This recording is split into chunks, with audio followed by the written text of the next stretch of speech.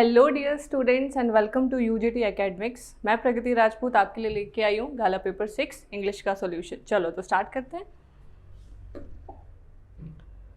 Okay, first of all this is from section A. Read the following passage and select the appropriate answers. तो passage read करते। Since it's an invention a little over 130 years ago the interview has become a common place for journalism.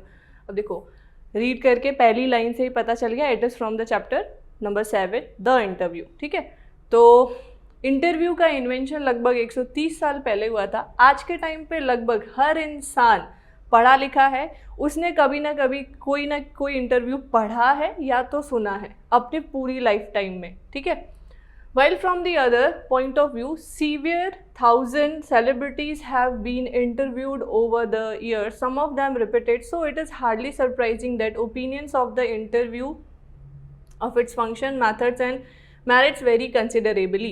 क्या बोले कि कई सारे celebrities ने interview दिए हैं, तो सभी इंसान का जो इंटरव्यू के रिगार्डिंग पॉइंट ऑफ व्यू है वो अलग वेरी करता है मतलब सबका अलग अलग हो सकता है।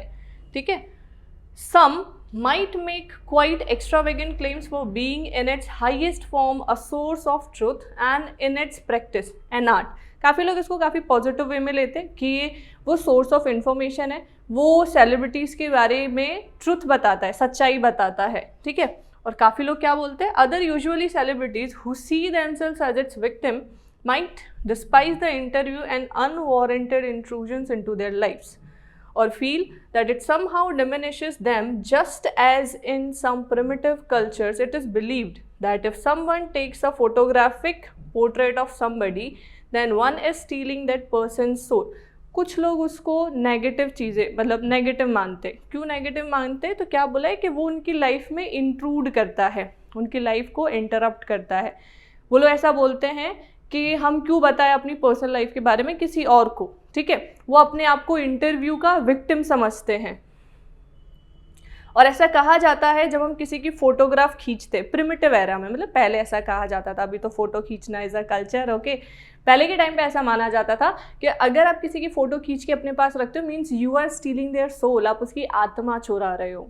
ठीक है, आगे V.S. Naipaul feels that some people are wounded by interviewers and lose a part of themselves। V.S. Naipaul इसको नेगेटिव समझते, ही डोंट अप्रिशिएट बीइंग इंटरव्यूड। वो क्या बोलते हैं, इंटरव्यू से इंसान के शरीर का एक हिस्सा छिन जाता है। ठीक है, चलो आगे। Lewis Carroll, the creator of Alice in Wonderland, was said to have had just horror of the interviewers and he never consented to be interviewed। It was his horror of being lionized which made him thus repel would be acquaintances, interviewers and the persistent petitioners for his autographs, and he would afterward relate the story of his success in silencing all such peoples with much satisfaction and amusement। Lewis Carroll का भी negative thought है। वो क्या बोलते हैं कि अगर मेरी मूवी या मेरा राइटिंग वर्क, मेरा कुछ भी हिट जाता है तो मैं ये पेटिशनर्स, इंटरव्यूअर्स, इन लोगों के बीच में नहीं जाऊंगा। मैं इन सब के बदले अपनी सक्सेस को शांति से महसूस करूंगा और खुश रहूंगा। ठीक है, उनको ये शोर शराबा नहीं चाहिए था। चलो तो स्टार्ट करते हैं क्वेश्चन आंसर्स से। First of all, another expression for common place. Common place के लिए कौन सा दूसरा नाम है? तो इट इज़ ऑर्डिनरी। ठीक है, जो आम हो, पब्लिक पार्क नहीं, शॉपिंग सेंटर भी नहीं, और फ्रिक्वेंटली का मतलब बार बार। ठीक है, कॉमन प्लेस के लिए ordinary is correct. Next, celebrities hate interviews because they feel that they are not advantageous to them, are unwarranted intrusions into their life, bring them dishonour, spread wrong messages against them. Passage के according correct answer है कि वो उनकी life में ज़बरदस्ती घुस आया था। इंट्रूजन, ठीक है, इंट्रूडर के लिए ये वर्ड होता है इंट्रूजन, ज़बरदस्ती घुस जाना। चलो, इन प्रिमिटिव कल्चर, पुराने ज़माने में क्या बोला जाता था? ऐसा माना जाता था कि अगर आप किसी की फ़ोटो खींच रहे हो तो आप क्या कर रहे हो? ब्लैकमेल कर रहे हो उसको। Take away his soul too, आप उसकी आत्मा ले रहे हो। उसको ग्लोरी मतलब ग्लोरी ऐड कर रहे हो आप उसकी, या फिर उसका इंसल्ट कर रहे हो। तो क्या था? Takes away his soul too, आप उस इंसान की आत्मा ले जा रहे हो। Okay, one of the following had a fear of being interviewed. कौन सा डर था? किसको डर था इंटरव्यू का? तो किसको था? लुइस कैरोल को। ठीक है, Lewis Carroll was he had a horror of interview. Next है Lewis Carroll repelled interviewers and afterward, क्या किया उन्होंने? वो मतलब इन लोगों को मना करते थे कि मैं इंटरव्यू नहीं दूंगा, और वो अपनी स्टोरी को क्या करते थे? Relate the story of his success. ठीक है, ऑप्शन नंबर सी। उनको क्रिटिसाइज नहीं करते थे, उनको एडमायर नहीं करते थे, ना ही वो उनको बुलाते थे। ठीक है, चलो, here your passage reading has been completed and all the answers are given. चलो next one. Okay, fill in the blank with appropriate options given in the bracket and write the answers। तो options देख लो, stood, groomed, uncertain। ठीक है, अभी कौन से chapter का है? But although his guest was now so well, guest, the iron master। Iron master से रिकॉल कर सकते हो कौन सा चैप्टर है? The rat trap. ठीक है, चलो चलो। But although his guest was now so well groomed, उनका जो गेस्ट था वो बहुत अच्छे से सज धज गया था, मतलब साफ सुथरा हो गया था। कौन था गेस्ट? वो रैट रैपर जिसको उन्होंने अपना पुराना कॉमरेड नाइल सोलो समझ लिया था। ठीक है, तो his guest was now so well groomed the iron master did not seem. Iron master कुछ खुश नहीं दिख रहे थे। क्यों नहीं दिख रहे थे? He looked at him with dash bro। देखो क्या हो गया अपना? प्लीज्ड हो गया। अब वो उसको कैसे देखते हैं? ब्रोज मतलब दीज, आईब्रोज के लिए। ठीक है, with puckered brows, puckered. And it was easy to understand that when he had seen the strange fellow, जब उन्होंने इस स्ट्रेंज फेलो, अनजान इंसान को कहाँ देखा था? In the dash reflection. कैसा reflection? Uncertain reflection. Uncertain reflection from the, कहाँ से रिफ्लेक्शन आ रही थी? तो from the furnace, from the furnace. He might have made a mistake, जब उन्होंने फर्नेस की लाइट में उसको देखा तो शायद उनसे कुछ गलत हो गया, मतलब गलत फहमी हो गई। But that now when he dash there in broad light, but when he stood there, जब वो वहां पे ब्रॉड डे लाइट में खड़ा था, in broad daylight, stood और ब्रॉड डे लाइट को कट कर दो, स्टूड और डे लाइट। ठीक है, it was dash to mistake impossible, अब तो गलती की कोई गुंजाइश ही नहीं है। It was impossible to mistake him for an old acquaintance। old acquaintance मतलब उनका कोई पुराना दोस्त। ठीक है, तो जब उन्होंने इस रेड रैपर को डे लाइट में देखा तो उनकी जो गलत फहमी थी अब वो क्लियर हो गई और उनको पता चल गया कि उनका फ्रेंड नील सोलोफ नहीं है। He was just pretending. क्यों? क्योंकि उसको ऐसा लगता था आयरन मास्टर बहुत बड़ा आदमी है, तो वो उस पर दया खा के क्या करेगा? He would give some money to him. Okay, चलो next question. Now section B, choose the correct figure of speech. Figure of speech क्या होता है? तो एक सेंटेंस को किस फॉर्म में लिखा गया है वो। ठीक है, चलो तो स्टार्ट करते हैं। They pace in sleek chivalric certainty. Sleek certainty क्या होगा? एलिट्रेशन। देखो भले इधर एस है और इधर सी है, साउंड कौन सा आ रहा है? स। ठीक है, तो व्हाट मैटर्स इज साउंड। आप इसका जब डेफिनेशन पढ़ोगे तो एलिट्रेशन कॉन्सोनेंट साउंड रिपीट होता है उसके लिए होता है। ठीक है, ओके चलो next one. For simple sheep and such are daffodils. इधर भी सिंपल और सच से होगा श। इधर साउंड क्या आ रहा है? श आ रहा है, इससे नहीं होगा। ठीक है, कौन से साउंड से होगा? स साउंड से होगा, तो it is again alliteration. Done. Next, words with gas, words with fire. Words and words क्या आएगा? Repetition. Next, and we will all keep still. Will still क्या आ गया? Internal rhyme. ठीक है, these are the rhyming words. चलो next. चलो तो अब इसमें क्या है? Rectify the error from section C. Carefully he takes the bottle at the sage muttered anything over the bottle and said trying it out. अब इसमें क्या मिस्टेक है? carefully के बाद इधर क्या आएगा? कॉमा आएगा. तो करेक्शन एरर में अपन उसको आइडेंटिफाई नहीं करेंगे, बट करेक्शन में put a comma there. Okay, या तो फिर ऐसा लिख दो केयरफुली कॉमा. ओके, केयरफुली के बाद कॉमा.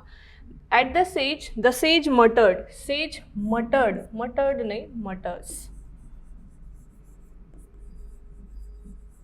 सिंगुलर नाउन के साथ वर्ब का फोर्थ फॉर्म आता है. ठीक है, SES वाला.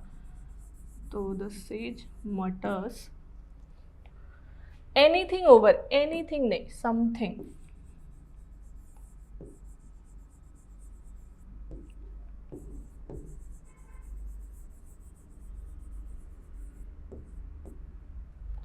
Something said, trying it out. Not trying it, it's try it out.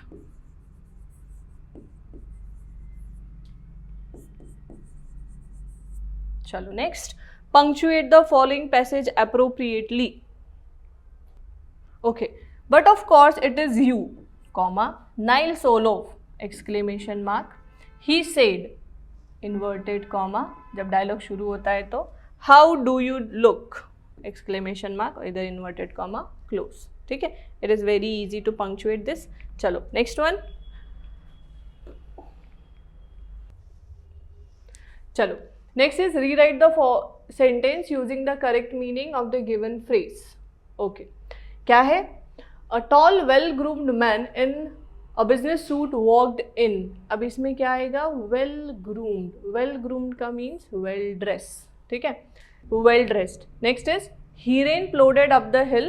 तो plodded का मतलब होता है climbed laboriously, बहुत मुश्किल से चढ़ना. ठीक है. Next one is the annual function has been put off. Put off कर देना मतलब पोस्टपोन कर देना, बाद में होगा. I just want to get it done at one stroke. At one stroke का मतलब होता है इमीजिएटली. ओके, चलो नेक्स्ट वन. ना next question number 52. Convert the following into indirect speech. क्या है? Promise you will tell no one. Sophie said nothing to tell is there. Promise Geoff, Dad would murder me only if he thought it was true. Please Geoff, cries Sophie, you are still at school. Casey must have string of girls. ठीक है, तो शुरुआत करते Sophie ने बोला. Sophie said to promise that. देखो promise, तो to promise के बाद that he would tell no one. Next, he said that. अब इसके भाई ने बोला ये. आप चाहो तो Geoff भी लिख सकते हो, चाहो तो he भी लिख सकते हो. ठीक है, he said that nothing was there to tell. Sophie asked. अब सोफी उसको पूछती है for a promise and said that dad would murder her. अब इधर would को चेंज किया इसलिए murder को murdered नहीं करेंगे. He told that only if he had thought that it was true. वो अगर डैड को लगा कि अगर वो बात सही है तो ही वो तुम्हारा मर्डर करेंगे. ठीक है, तो इधर if he had thought that it was true. She requested Geoff. Geoff wants Sophie. अब देखो प्लीज के लिए हमने requested यूज कर लिया, फिर उसके बाद Geoff ने उसको warning the Sophie that she was still at school. You are, तो she was. ठीक है, and Casey must have string of girls. अब देखो इधर क्या था, हमने she was कर दिया और and Casey must have. must के बाद have ही रहता है. ठीक है, वो मॉडल ऑक्सिलरी है तो मॉडल ऑक्सिलरी के बाद कुछ भी चेंज नहीं होता है. चलो, here your indirect speech ends. Next question. Do is directed. अभी क्या है? He raved out his order to the driver. Change the voice. सबसे पहले तो इसका फॉर्म देख लो, कौन सा फॉर्म है? तो it is in active voice. हमें इसे पैसिव में चेंज करना है. ठीक है, he raved out his order. तो his order अपना ऑब्जेक्ट है, he अपना सब्जेक्ट है और raved out अपना वर्ब है. ठीक है, तो सबसे पहले तो टेंस कौन सा है? पास्ट टेंस है, तो answer should be in past tense, तो हैड बीन नहीं होगा. इन तीनों को देखते हैं. His orders were being rapped out by him to the driver. His orders was rapped out. Orders के लिए वर ही यूज होगा तो ये भी नहीं हो सकता है. His orders were rapped out to the driver by him. This is correct. ठीक है, okay. Next one, question number 54. Okay, next is Gandhi ji kept a long distance watch on the ashram, add a question tag, तो क्या होगा? Gandhi ji kept, देखो ये repeated है, didn't he will be the right answer. ठीक है, चलो नेक्स्ट वन क्या है? In those days Ramsjo iron mill was owned by a very prominent iron master, change the voice. In those days common रहेगा यहाँ पे सब में, क्योंकि ये क्या है, टाइमिंग है, तो वो चेंज नहीं होगा. द रैम्सजो वॉज ओन्ड बाय, अब देखो इधर वॉज ओन्ड बाय, सेंटेंस का फॉर्म कौन सा है? It is already in passive, हमको चेंज करना है एक्टिव में. ठीक है, तो इन those days a very prominent iron master was owning, owning तो नहीं होगा, सेंटेंस कौन से फॉर्म में है? सिंपल पास्ट में है, तो answer should be in simple past. Okay, चलो. In those days a very prominent iron master has भी नहीं होगा, हैड भी नहीं होगा. It is very clear, the answer is option number D. Next is 56. Franz was too slow to reach school in time. Choose the correct. removal of to देखना है, to so that लगाना है. ठीक है, और was है तो could लगेगा, सेंटेंस पॉजिटिव है तो not लगेगा. ठीक है, तो Franz was so slow that he could not reach the school in time. वाह, पहले ऑप्शन में सही जवाब मिल गया. Franz was so slow to reach the school in time, इधर could not नहीं लगा है और that भी नहीं लगा है, so के साथ to लगा है. These are repeated questions, previous questions में आ चुके, प्रीवियस पेपर्स में. So slow that he could reach school in time, very slow, सब गलत है. चलो next. Okay, it was an extraordinary thing in those days. Choose the correct exclamatory sentence. क्या होगा? N extraordinary है, तो क्या सिखाया था? जब भी ए और एन हो तो क्या यूज़ करते हैं? वॉट. हाउ वाले को तो देखना ही नहीं है. What an extraordinary thing it was in those days हो सकता है. What an extraordinary thing was in those days, it कहाँ गया? इट नहीं है इसमें, तो ये नहीं होगा. ठीक है, what an extraordinary thing it was in those days. अब देखो ऑप्शन बी और सी दोनों, बी और डी दोनों ही करेक्ट है. एक्चुअली ये मतलब सेम ही प्रिंट हो गया है. ठीक है, तो they both are correct. Next है, the business was not especially profitable so he had to resort to both begging and petty thievery to survive. Use because, because use करना है. देखते हैं. The business was not especially profitable because he had to resort to both begging and petty thievery. Business इतना profitable नहीं था, क्यों? क्योंकि उसको पेटी थाइवरी पे डिपेंड करना पड़ता था. नहीं, गलत हो जाएगा. उसको बैगिंग पे क्या करना पड़ता था? बैगिंग और चोरी पे डिपेंडेंट रहना पड़ता था, क्योंकि उसका बिजनेस प्रॉफिटेबल नहीं था. तो सेंटेंस आगे पीछे हो जाएंगे. Because the business was not profitable so he had to resort to both begging and petty thievery to survive. इधर सो नहीं लगाना है हमें. He had to resort to both begging and petty thievery to survive because the business was not respectively profitable. इधर बस so की वजह से गलत है, बाकी आंसर करेक्ट था. He had to resort to both begging and petty thievery because the business was profitable. ये तो बहुत ज़्यादा ही गलत हो गया. Okay students, thank you for watching the video. I Pragati Rajput signing off.